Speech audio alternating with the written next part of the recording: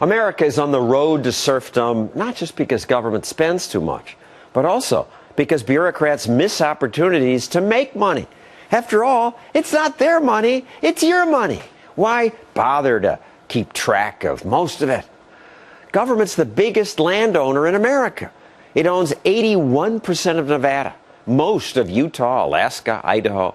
They could make billions selling some land or leasing more of it, but they don't. And in the nation's capital, Florida, Congressman John Mica discovered that government wastes tons of our money letting office buildings sit empty. He showed us two of them. 90,000 square feet, a block from here to here, unused. This is called the Cotton Annex. It's so close to the White House that the CBO says the space is worth $150 million. Yet it's been empty for 5 years. Well, it's not just buildings, it's properties too.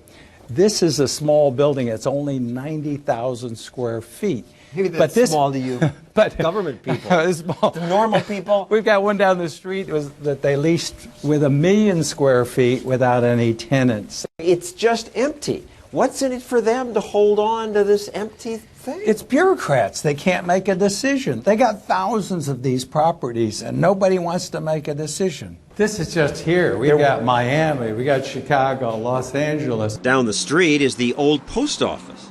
Thankfully, part of it's rented out, but the government still loses $6 million a year on this property because the annex sits totally empty. This annex has been vacant for 15 years. And it's not like it's a dump, it's a beautiful space.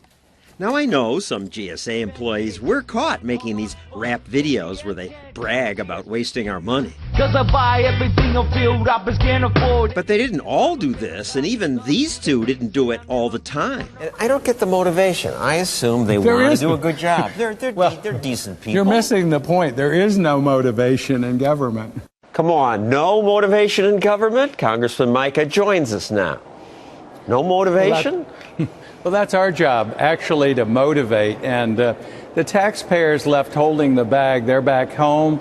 They don't see this going on. No one pays attention. And we're sitting on valuable assets when we're running up trillion-dollar deficits.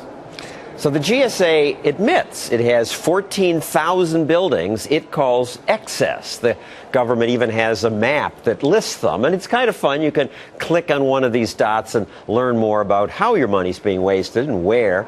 I'll post a link to this website at johnstossel.com. But Congressman Mica, the 14,000 excess buildings that they admit to don't even include the empty buildings you just showed us? Well, there are many more, and then we're only talking about what's under GSA control. You've got post offices and military installations outside of our jurisdiction that are also sitting vacant. The OMB sent us a response to our questions. They say, a year ago, the president called on Congress to address wasteful excess property cut through the red tape, and currently the government has 20 steps it must go through before moving a property to sale. They say it's Congress's fault.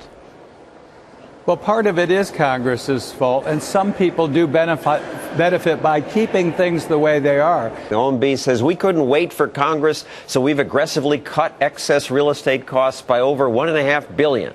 We can go much, much further. When you have approaching $17 trillion in debt and endangering our children's future, you've got to start somewhere, and that's not acceptable. Heaven forbid we should have the private sector engaged in property management. Only the government can do it best.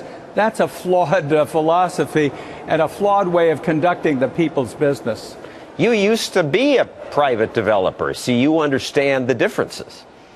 Absolutely, and I don't know anyone that would turn over their property or anything they own for the federal government or government to manage. They'd have to be crazy. Thank you, Congressman Mica. Good luck saving us some money. Thank you.